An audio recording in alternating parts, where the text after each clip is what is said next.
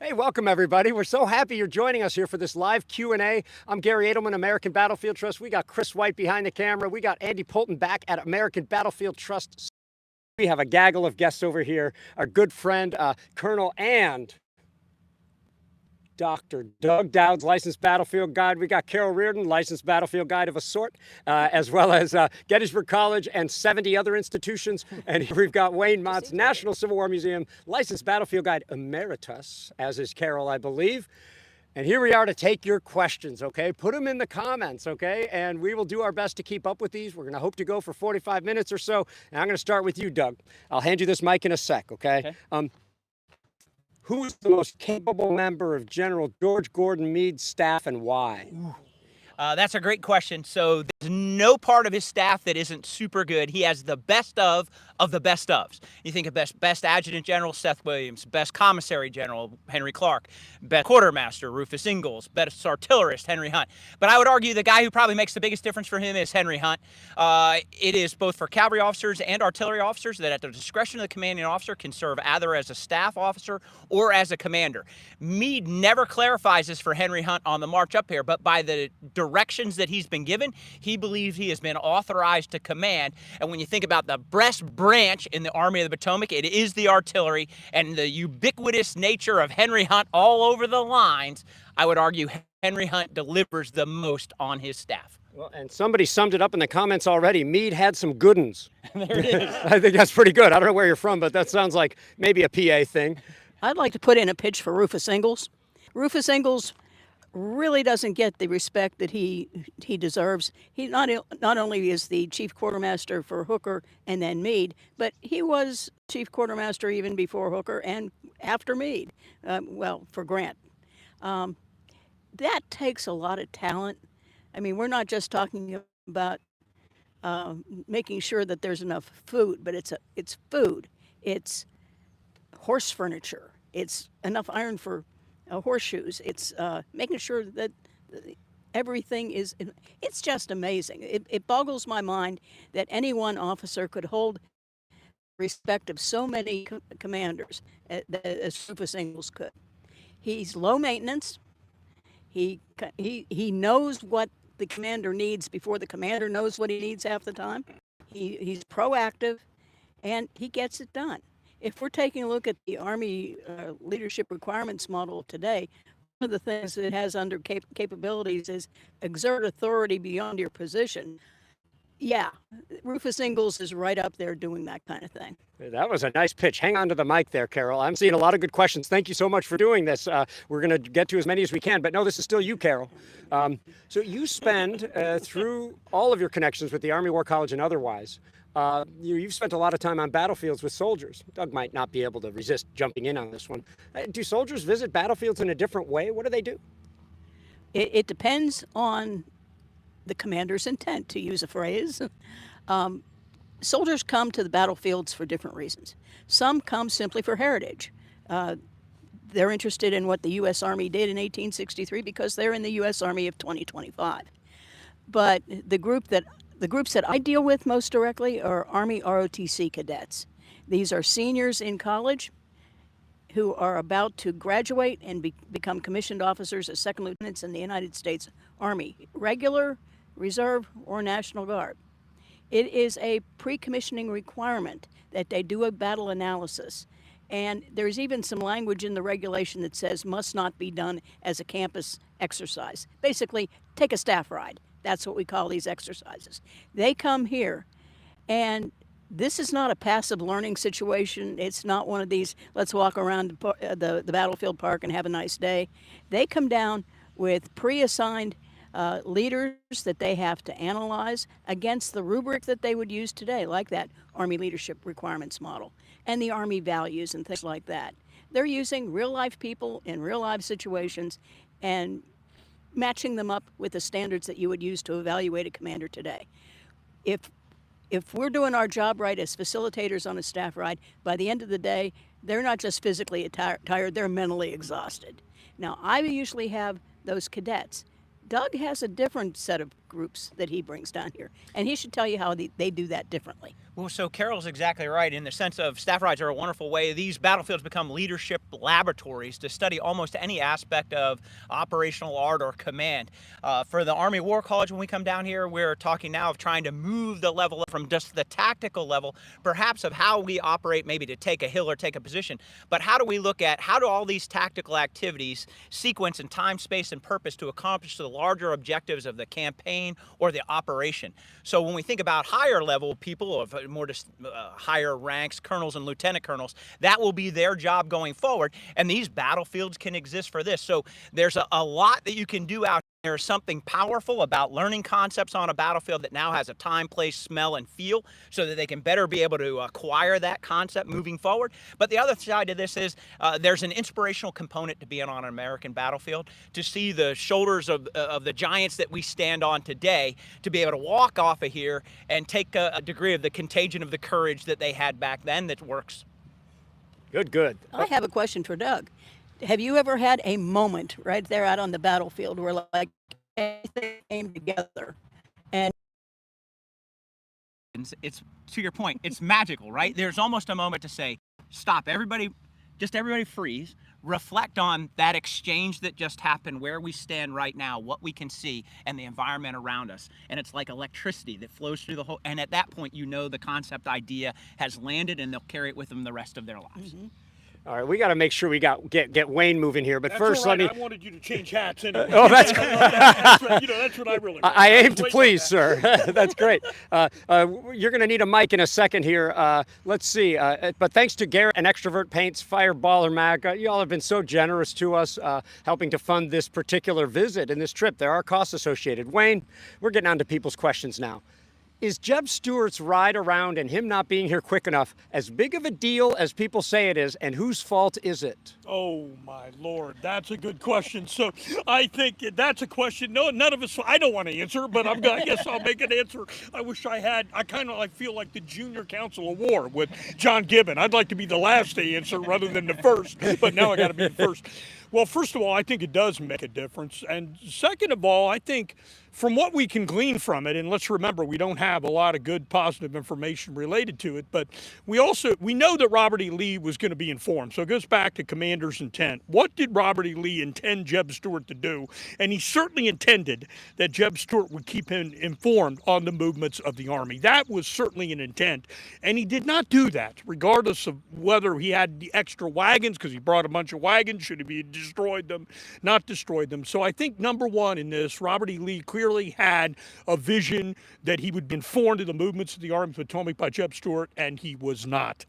And then Jeb Stuart gets here late, of course, and he sends him out. Now, Stuart takes the best brigades with him. So does he have cavalry here at Gettysburg? The answer is yes. Could he have used the cavalry that he had? The answer is yes. But did he have the first string, why we call the best cavalry? It's clear that Stuart took people he liked and he left people that he didn't like. So in my mind, he's got the best group of soldiers with him, and he really is not doing what his commander intended him to do. And so for about 10 days, we have blindness from Robert E. Lee. It's a communication issue in my point of view. Good. Well, so I'm going to leave this to anybody, and if Carol's first to talk, it sounds like she wanted to jump in on that one, which you're welcome to. But then jump into this, because we addressed it today.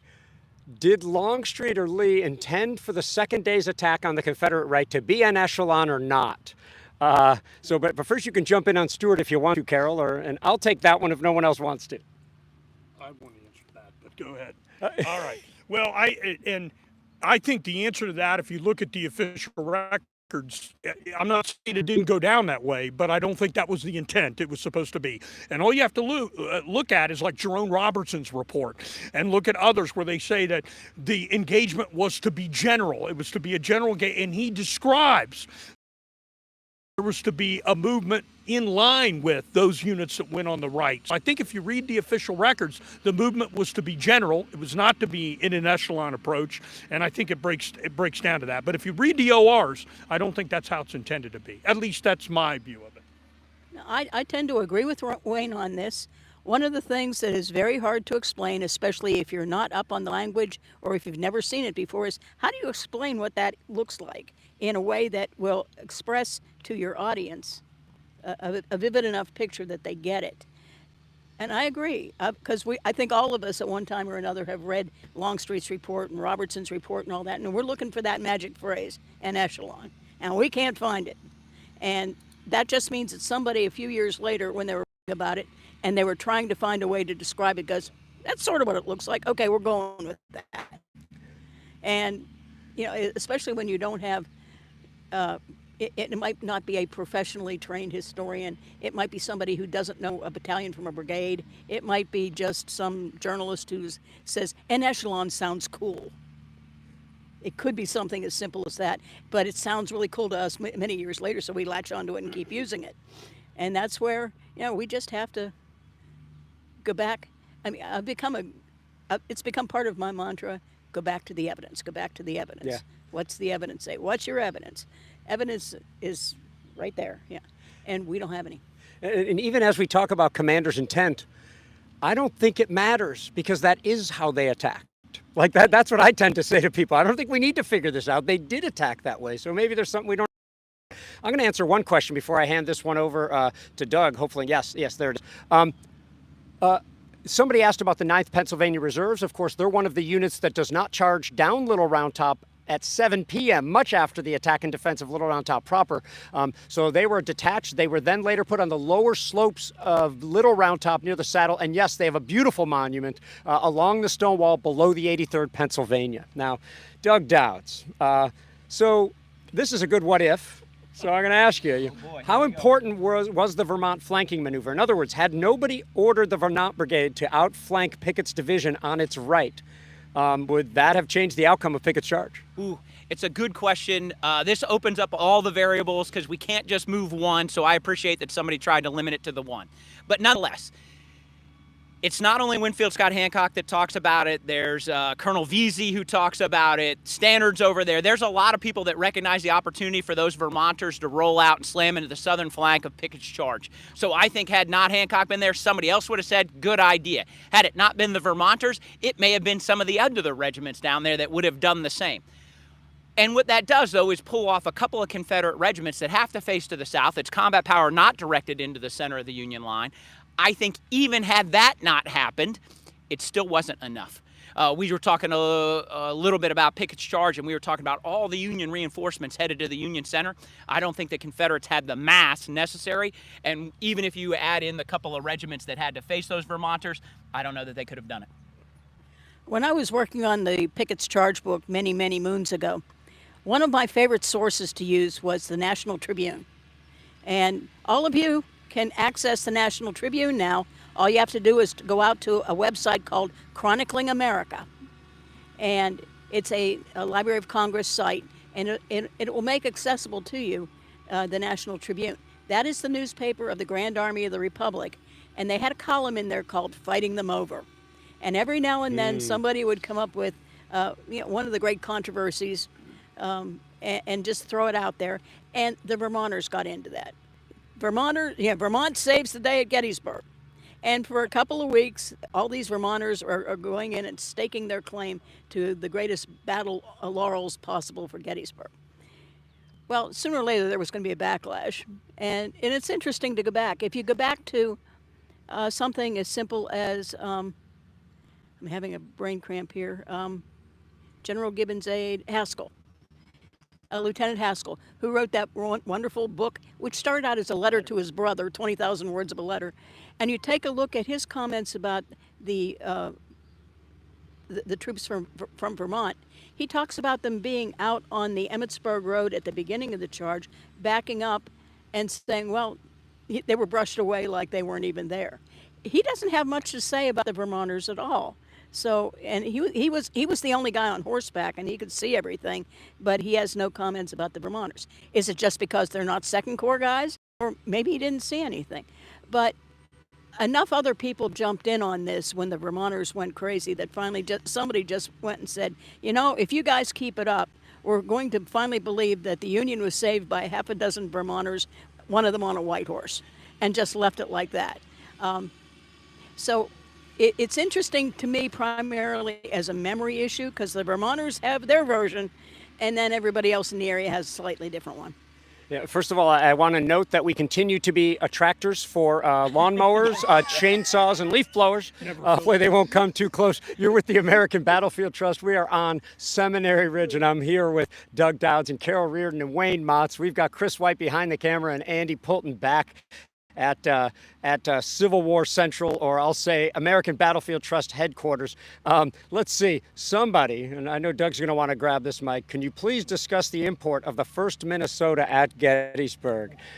Man, how many hours could we spend on this? You got 60 seconds. 60 seconds. So first, Minnesota is important because certainly as the Union's trying to band-aid together the line back on Cemetery Ridge, late in the afternoon, early in the evening, I would argue it's significant because if I were going to look for a point in which the Army of the Potomac culture changes over, if you look at it, Hancock's aide has been wounded. When he orders them to go, he's the only guy on the ridge line. When they go, the expectation is they're going to go, they're going to sacrifice, and that somebody's going to do something with the time they buy, and that's find reinforcements. When they make that attack, the only guy they can see is Winfield Scott Hancock. At that point, they reach up, hit the grand I believe button. That guy will get it done. Because up to this point in the Army of the Potomac, when somebody ordered you to go sacrifice, nobody did find reinforcements, and that's why they lost. So the idea that they hit the I believe button and Hancock and Meade and a bunch of other people will bring reinforcements in there, this now is one of those few places where up until this point, whenever that battle got to a climax, it tended to tip in the Confederates' direction. Here's another one of those cases at Gettysburg when it tips in the Union direction, and I would argue once it tips in the Union direction on that point on July 2nd, it will never stop tipping in the Union direction for the rest of the war.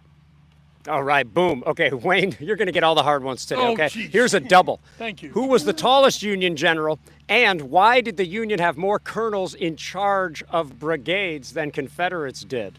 Well, wow. So for the first one, Mike. I've got to say I'm not sure I know who the tallest general was at Gettysburg, but Hit it. certainly Solomon Meredith is very tall, and certainly John White Garry are very tall. So I don't know which one of the two of them is the tallest, but both of those men are very, very tall. We're going to So take that as the proper answer, sir. I got to go with them.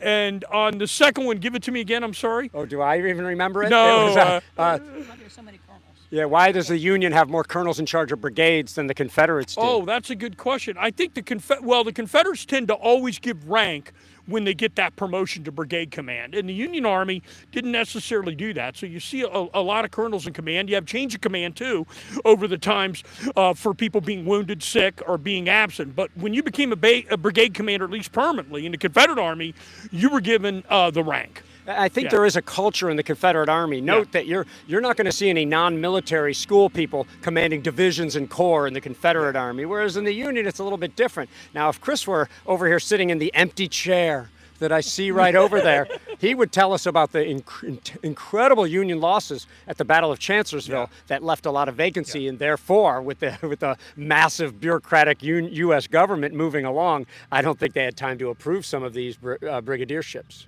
So who is the best colonel commanding a Union brigade here at Gettysburg? That's you, Who Wayne. wants to go? Can I? Well, will you? Go ahead. I'm going to buy you time to think about that. Go ahead. The other thing to think about is not only is it the loss at Chancellorsville, but remember, with the partial reorganization of the Army, it means that there are 22 new brigades that have got new commanders. When we reorganized the Army of the Potomac for this campaign, it's a lot of people knew where they find that talent is in colonels. So to your point, the promotions haven't caught up, but it is an implication of both the losses at Chancellorsville, but also with New York and Maine having 2-year enlistments that all expire between Chancellorsville and Gettysburg. Means with the partial reorganization, there's a bunch of new leadership positions. So 22 of the 51 brigade commanders are leading brigades for the first time. Many of those are colonels. I got to go. So, all right, I got to go with best colonel. Ooh, that's tough. I'm going to give two guys that were both killed here at Gettysburg because I liked them very much. Colonel Willard, I'm going to go with, and I'm going to go with Edward Cross. And, of course, Hancock, if we can believe what was quoted, also thought Cross should have been a brigadier general. So I got to go with Edward Cross and George Willard as my two favorites, colonels commanding brigades. It was Carol's question. I'm surprised I'm not seeing in the chat Strong Vincent, but you could argue about whether he's a colonel. Yeah, if he does get promoted. And it's also a testing bed for a lot of those new colonels to find out if they can make it or not. Notice how William Tilton disappears. Yeah. David Niven disappears. Yeah. William McCandless is offered a brigadier generalship and goes, no, that's okay. My unit's being mustered out in the summer of '64. I'm going with it. Yeah.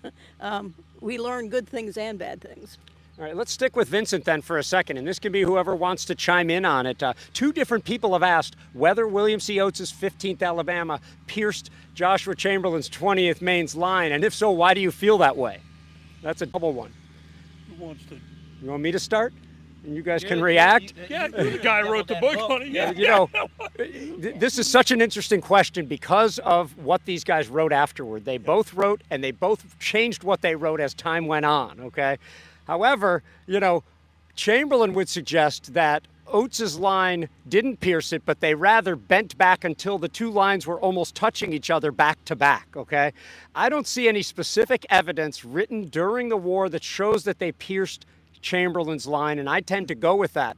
And if they did pierce it, it was a person coming in to be captured. That's my impression. For how famous the fight is, it's really hard to tell. Carol's looking at me with a real incredulous look. Do you disagree? No. Actually, that's one of those places where we can all have our opinions, but ultimately, if I turn on every one of us and say, okay, what's the evidence? Then we kind of go, oops. And then we start looking up at the sky or looking at our shoes real quick because this is not one where the evidence base is strong enough to let us answer it. And thank you for the Battlefield Trust and all the viewers for making sure that we know every fact there is about the Battle of Gettysburg as we're lined up here. And we hope we're not handed this microphone because we can't. It's a big battle out there, folks, and we don't have the whole OR in our mind. But I think we got a pretty good collective brain trust. But thank you, Gary. I'm glad for that. I'm seeing not only what ifs, but a whole lot of other things. So here's a real nerdy one. Somebody's asking why didn't Longstreet's divisions march in division column? You know, they sort of went in brigade with a brigade behind it, brigade with a brigade behind it, brigade with a brigade behind it over to McLaws. Man, I'm not sure. We don't even know whether they went an echelon or not. Is that an answerable question? I don't think so.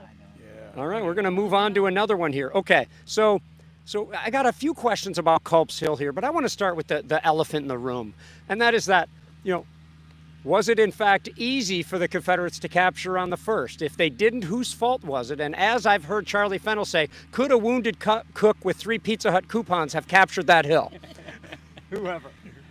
So it's interesting to think about. We know that Ewell is the one who proposes to stay on the Confederate left, that they have access to Culp's Hill, and certainly it would have been Lee's intent that Ewell would supervise that if that's the way they're going to get after Cemetery Hill, having not taken it, then there's two answers to this. One, it should have been Jubal Early's division, who says he's all thawed out, so that means that Johnston's division should have to take it. The only people who are up there when Johnston does his reconnaissance are really members of the 7th Indiana. Ira Grover, who shows up there, and even when you think about it, he's not even watching that part of the hill. So technically, the opportunity was there.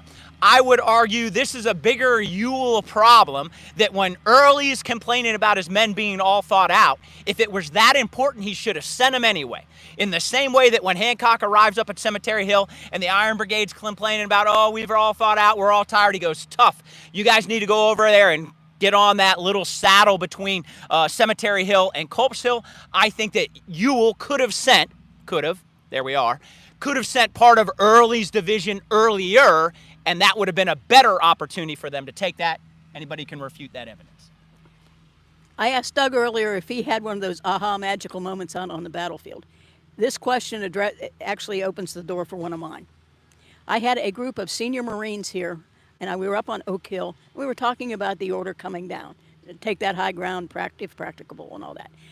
Ewell was a lieutenant general, 3 stars. I had a 3-star Marine general with me, and I said, perfect. So I went up to him, and he's about 6'4". I'm not. So it's one of those conversations I have a lot like that. And I said, well, General, what are we going to do, attack or not attack? And he got real quiet. But I noticed everybody around him is kind of like, I'm glad I'm not that guy. And they were kind of snickering a little bit. So I turned on them and said, if this were happening today, every one of you owes your boss a piece of information. What does he need to know to make this decision? And they started asking the questions that we would all come up with. how many hours of daylight, how many casualties, all that. We pulled a whiteboard out of the bus and started writing down the questions. We came up with 27 questions. And then I said, okay, I'm going to step in here, and I'm going to be the all-wise, all-knowing individual, and I'm going to give you full or partial answers to those questions where we could have gotten an answer in about 30 minutes. Of the 27 questions, I could give full or partial answers to 9 of them. But we still need a decision to be made. So, General, what do you think? And he said to me, and Doug, you might want to hold your ears here. It was not the Marine Corps' finest moment. He said, it's 1600, it's the end of the training day, we're going to get back on the bus and go back to the Holiday Inn. I caught up with him a little bit later, and I said, well, have you reached a decision? And he said yes. He would not have attacked. He articulated beautifully why he would not.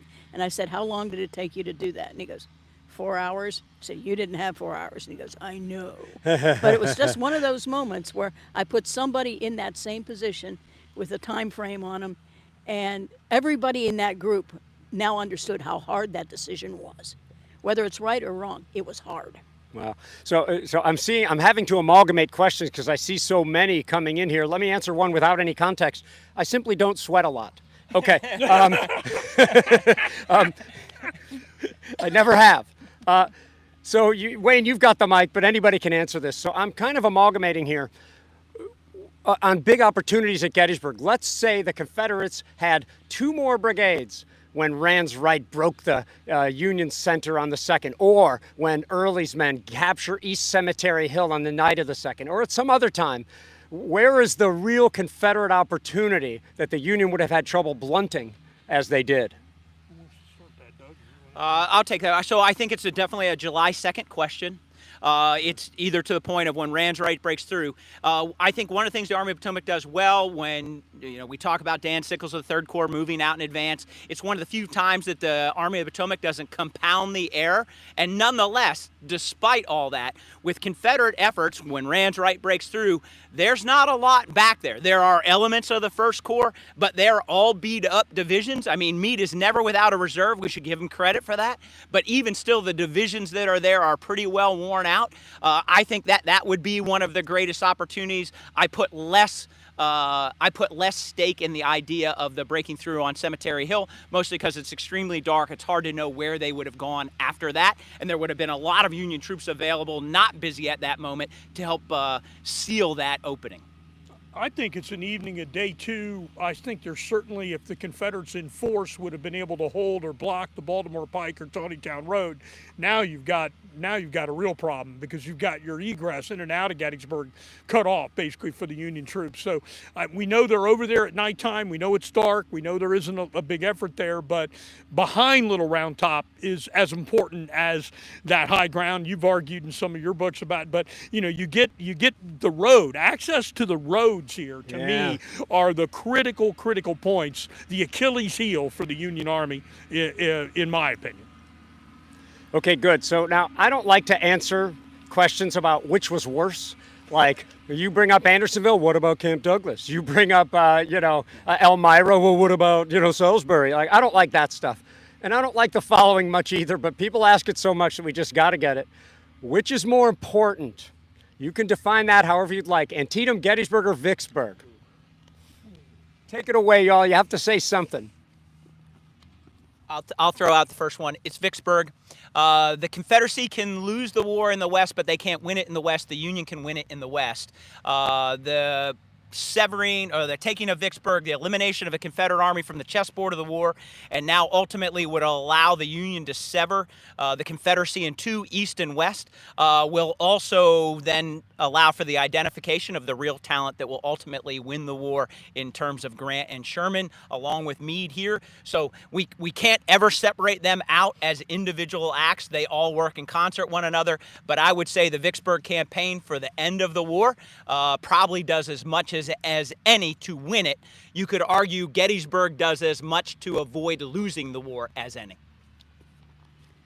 So if we have those two covered, I'll say it's Antietam, just because of, ultimately we know that the Emancipation Proclamation follows. We also know that that is not the end all or be all, but in changing or increasing the expanse of the Union war aims. Wars always have a political purpose. Going in, it was one thing, preserve the Union. At this point, it'll be preserve the Union and end slavery, whatever that means and through whatever means it'll have to be. But it puts the mark on the wall, and it changes the way the Union is going to go after fighting the war and how the Confederacy is going to respond to it. It complicates things dramatically. It just makes everything more difficult. We use the phrase "the hard hand of war." It dates basically from the fall of 1862, and you have Antietam to credit for that. So we got all three of them in there. That's right. Wayne, I'm going to give you a layup here because you've gotten some hard ones Yeah, so far, thanks. okay? You know, somebody said, because I think this could be helpful for a lot of people. Yeah. If someone's coming here for the first time, what should they do? I think you can answer this one. Oh, I think it's easy. First of all, you've got to get yourself a licensed battlefield guide and make sure that you get a guided tour of the battlefield.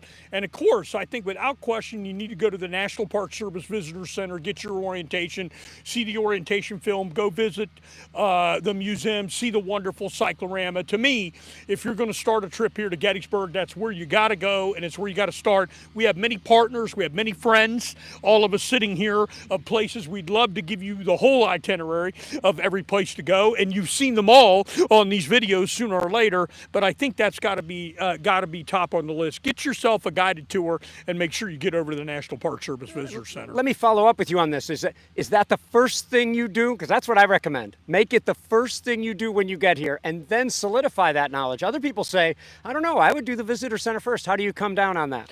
Well, to me, if you don't know anything, I think it's helpful to go see the orientation film and understand what that is. I think it's helpful to go through the museum and look at the causes of the war and get some context, and then go on the tour. In my view, because I like the new museum because I think that it gives you better context. If you're a weapons person like I am, the old museum, you see 500 rifles and you know every model and you love it and it's great, but it doesn't really give you the context. The new museum gives you better context. So for me, I think you ought to do that. That's my own Wayne Motts' personal opinion. It isn't anybody else's, but anyway. Well, it works for me too.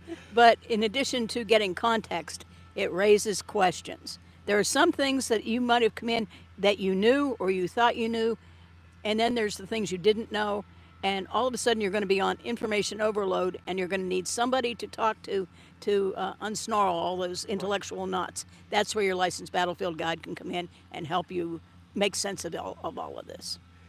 You good, Doug? I'm great. I think it was a wonderful advice. All right, good. So I have a Easy. suspicion that Chris is dealing with some trolls there, but if he has some time, maybe he'll pop out for this. So somebody wants to know about, one of the smallest units at Gettysburg with the most monuments, the 27th Connecticut. So who wants to speak a little bit about their service in the wheat field? Does anybody know if we're going to need Chris to come up here and save us here? 27th Connecticut is one of those 9-month regiments, and it had a very, very, very bad day at Chancellorsville. And a number of its companies got captured, and when they're here, they have fewer than 100 men in ranks, about 75 men in ranks. But they do have their Lieutenant Colonel, Henry Czar Merwin, who is out at front, and they're going to come in as part of Brooks' brigade in the wheat field. So we've already had the original 3rd Corps defenders. We've had some 5th Corps reinforcements come in. Now Caldwell's division from Hancock's 2nd Corps shows up with 4 brigades, and Brooks is the 4th of those 4 brigades to go in. And the 27th Connecticut is part of that effort. So Colonel Merwin, unfortunately, was hit very early on. So right off the Wheatfield Road is a small marker that designates the alleged spot where he was hit. Then there's a regimental marker that's sort of in the line or in the area of that sort of elaborates on the fact that Merwin fell there. And then if you keep going in, you find where one of their captains fell. And then when you finally get up on the line of monuments to Brooks' brigade, there's another monument up there. That's a heck of a lot of monumentation for 75 guys. It definitely is, and some of those monuments are among the first on the whole battlefield. It's interesting to note that the first battlefield monuments outside the cemetery were to people: Fred Taylor, Strong Vincent, Jed Chapman, Henry Merwin. It was regimental monuments that actually started a year or more later. So those were some of the earliest ones. Now, I'm amalgamating more questions here, and you guys can fight over this one. Did Meade, quote, let Lee escape back into Virginia 11 days after the battle. Oh, she's handing it to you, Wayne. Or is there a different way to look at it? How do you guys evaluate their performances? Is it Meade's fault? So I would argue Meade does all that he can to get the Army chasing after the Confederate Army. When you think about it, he loses a quarter of his armies while he's here. They're in fairly bad shape. I mean, when he sends off his supplies, he issues 3 days rations and issues 60 rounds, pushes all his wagons out of the way to increase his operational mobility. It means he gives up some of that when this battle is ending. So he's still got to feed his guys. He doesn't know whether Lee is going north or south. He's got to figure that out after this. Oh, by the way, when he marches, we talk about the rain on the 5th and the 6th and the 7th and the 8th. They call it one of the hardest marches of the war. They compare it to the Mud March. By the time he goes back through Frederick, materially, the Army of the Potomac is ready to fight the whole battle over again. They have all the ammunition they need. They have all the surgeons they need. They have everything except for perhaps the leadership and the troops that have been worn out by this campaign. So anything that anybody that talks about that says, hey, Meade should have gone and gotten him, any one of those ideas is pretty fanatical and filled with risk. Oh, throw a corps on the other side of South Mountain. You mean on the other side of the South Mountain with the rest of the Army of Northern Virginia so it gets destroyed without any mutual support? Throw them on the other side of the Potomac and don't let Lee cross. You mean on the other side of a water body where Lee can destroy it outside of mutual support of the rest of the Army of the Potomac? And then the idea that he shows up at a position where Lee has dug in for 5 days. 5 days. Every Union soldier that walks into that line after Lee slides back across the Potomac River says, oh, thank goodness we did not attack. Meade does not let Lee escape. He's doing the best he can with what he has. One person's opinion. Dude, but a passionate one, I would say. A passionate opinion indeed. Now, go ahead, Carol. Looks like you have something. I've always said, where is Henry Halleck in all of this? It's not like Meade has the only Union troops in the vicinity that can do something. There's troops from the defenses of Washington. They detached some of them to come up and join the Army of the Potomac as the Army's moving north. Why aren't some of them put on a line along the Potomac River to go up and take care of that business? Somebody chopped somebody let loose the pontoon bridges. Don't they have friends? Can't they get? It just strikes me that by focusing only on Meade as being responsible for this, we're missing we're missing something here. Meade's not the only player once you get out of Pennsylvania. There are other people who could be participating, and we've given them a pass. I just want to say too to add to the 2 points that were made, which are excellent. The points that were made. I think Meade also has a horseflesh problem. There's a tremendous problem for Meade's army in traveling back to Virginia to get the proper horseflesh he needs to move these wagons. So with everything in the Army of the Potomac, as with the Army of Northern Virginia, you got to move it. So if you've got enough ammunition, which you do, and you've got resupply, you still got to move it. And there seems to be a tremendous problem based on the evidence that we have of the loss of horseflesh and just being able to have enough horses to be able to move that. Meade losing hundreds a day in horses dying as he's retreating from the Army here. All right, it's time to rock things forward. I'm going to ask you guys each a question. You can handle them in series, but then I'm going to say something to give you a second to think about it. So, Wayne, the 11th Mississippi and the University Grays and Pickett's charge. Carol, describe one outstanding artillery performance on either side at Gettysburg. Doug, what is the best or worst decision made at Gettysburg? Now, for those of you who are asking about coming to see this place, I would encourage you to see battlefields.org. Check out all we have to offer. We have literally 8,000 or 9,000 pages of history content, most of it Civil War, and we have itineraries for all the major battlefields on how to see them, often either in 1 day or in 3 days. Okay, so check that stuff out while we're doing this, and thanks so much for watching and all your support. I can't keep up with the super chat, but we really appreciate all your generosity. Wayne, are you ready? I think so, Gary.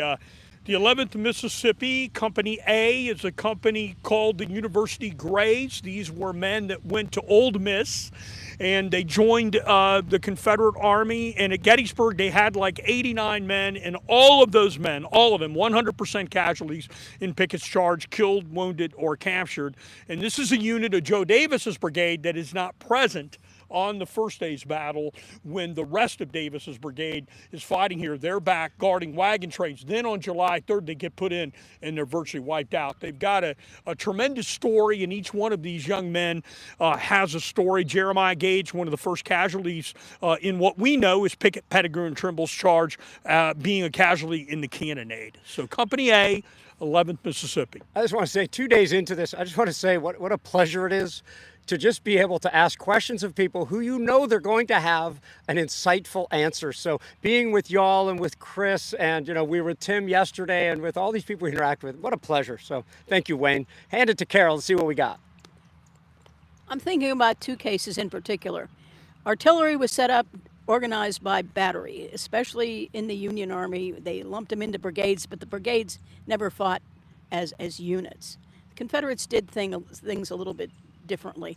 So for degree of difficulty, I'm actually looking at the Union side in this case, because there are two instances where the Union is able to put together a line of artillery that is not limited to a battery or something like that. We can take advantage of the open ground, like the ground behind us, and really take advantage of multiple batteries brought into line and affect great damage. One of them is right here. At the end of the first day's fight, as it's winding down, Charles Wainwright, commander of the 1st Corps Artillery, is going to grab every battery he can find, get him into a line right behind us, right up here on the road. And if you take a look at Scales's North Carolinians, who would have been advancing against this position, by the time Scales gets anywhere near here, he's lost Scales himself, every one of his regimental commanders, and suffered horrific casualties. And yeah, the interesting thing was they weren't even supposed to be here. At the time, Wainwright had gotten the order to pull back to Cemetery Hill or Cemetery Ridge. He doesn't know that there is a Cemetery Hill, a Cemetery Ridge. He thinks he meant seminary, right where we are right now. So it's kind of an accident that the line is here, but it bought some time to stabilize the last line of defense, to have a more orderly withdrawal. And those guns basically got out of here without losing a whole lot of guns and horseflesh in the process. The second one, it's a combination of the end of the second day and the third day, when the line put together by Hunt and Freeman McGilvery down along the southern part of Cemetery Ridge. Think Pennsylvania Monument. Think about the batteries that are lining up there. Think about every time you pass a monument with 2 cannons and in your mind explode it from 2 cannons to 6. Think about the strength of that artillery line, and now think about Pickett's men and then Wilcox and Lang trying to charge against that. And that was impressive. Wow. And that was impressive as well, Carol. All right, you ready, Doug? I guess so. So so I'm gonna lamely go all the way around this. I'll start with the best decision made here at Gettysburg is make George Gordon Meade the commander of the Army of the Potomac. This will now go ahead and mollify all the political infighting within the Army of the Potomac. And what he really does is recognize that a battle or a campaign isn't won with any one decision. It's the aggregation of good decisions across an entire campaign that yield victories. And so when we think about how he taps into the rest of his command structure, whether that's having Buford closest to the threat on day one, that he can trust Reynolds, that he sends Hancock here at the end of day one to assess whether this is a good place to have a battle, that he has an informal council of war on Cemetery Hill when he arrives up there at midnight on July 1st and then says, good, because the whole army's headed this way. That he has another one at the evening of July 2nd to say, hey, should we stay or should we go? And now they have a common operational picture that the Army of Potomac is going to stay. They're going to fight it out in the defense. They have a good idea of what the boss wants, where the ground is, and what they have to do this. That he even has an informal council war up on Little Round Top after Pickett's charge to go ahead and tap into the wisdom of the crowd. I think Meade looks across this whole thing. He is a savvy enough commander at this point that it's not any one decision, but it is all these little decisions that when you aggregate them over the time, that yields victory, to include some of those staff officers that he has on his staff that he listens to during this battle. It's not any one that yields a victory, and I think mostly because Meade's in command at this point. Good, good. So I've put on my last hat. That means we're coming to near the end here, but I'm going to see if I can get Chris to come on over here with a question I'm going to pretend was in the feed, but is in fact no. He's saying no. Okay, so well, let me answer the question anyway. My ancestor fought at Resaca and Perryville and Shiloh and Atlanta and at Pickett's Mill. You've never done a video there. Why do you hate my ancestor? The answer is we have. A lot of people watch these feeds and are watching this right now and assume this is the only video we've ever done. And because we didn't talk about your ancestors unit, we must have it out for you. That is not the case, okay? We have 1,400 videos on our YouTube channel, okay? And I'm going to suggest that there's a good chance that we've been to your ancestors' battlefield. It's a question we get a lot, and we get accused of hating people of the past because they haven't seen those videos. So I thought I would hit out on that. Y'all, we've got about 2 minutes left, and I don't want to depart without offering you the opportunity to say something you might have wanted to get across, but you haven't yet. Well, apparently, this group likes direct questions. Listen, I want to take my 2 minutes to say on behalf of myself and the National Civil War Museum for asking me to be part of this group, and thank Gary and Doug and Carol and Chris and Andy. We haven't forgot you. Thank you so much for your work back there at home base. I just want to say thanks. These videos are so important. Get on the American Battlefield Trust website, watch them, and you're going to be a whole heck of a lot smarter at the end of watching all these. And yes, watch all 1,400. Watch all 1,400. You got nothing else to do. Before Carol chimes in, let me just say what a great facility this is. It's in Harrisburg, Pennsylvania, the National Civil War Museum. If you go to our itinerary on Seeing Gettysburg in 3 days, that includes a visit to the National Civil War Museum, and the story is just not complete without the stuff. We've got the battlefield, we've got the accounts, but it just doesn't come together without the stuff. Carol? And on behalf of the Gettysburg Foundation, I want to basically reiterate what Wayne said. We are trying to preserve the past and educate the future. We need your help. We all need your help. Come visit us. Come visit our locations. Take a look at what's going on there. Help us as much as you can. Wear our t-shirts, whatever it takes. Be visible, be vocal, and let's keep pushing history the way history should be taught. And if you do go to the Cyclorama and go to the Visitor Center, you are supporting the Gettysburg Foundation. They also have memberships as well, of course. I'll start on a more humble level. I would just say, Wayne, Carol, Gary, it's humbling to be in this crowd. We've given answers, but I would say this all the time. If you have the opportunity to come and visit this place or sit in a crowd like this or even go to lunch with this group, by the time you're done with lunch, you walk away going, I'm a complete moron. I don't know anything about the American Civil War. They know so much. They have such a breadth of expertise that is incredibly humbling. And so I appreciate all of your efforts and all of your different venues to make history accessible to all us people who don't get to touch it every day. And I think it is all of our responsibilities as stewards of this great experiment that we were given, that we learn this history, that it might better inform how we move forward. And as usual, after Doug finishes talking, I've got nothing else to say. Thanks to Chris White behind the camera, I saw some people that needed to be blocked, and they were. Thank you, sir. Thanks to Andy. Thanks to all you guys for this distinguished panel, and for everybody who both supported the chat, gave us questions, and have been with us. We have videos to come. We're talking about Pickett's Charge, Aftermath, Lost Avenue, and we've got some other surprises as well. So make sure you're glued to our channel to the degree possible, and we really appreciate everything you do for battlefield education, restoration, preservation, and inspiration.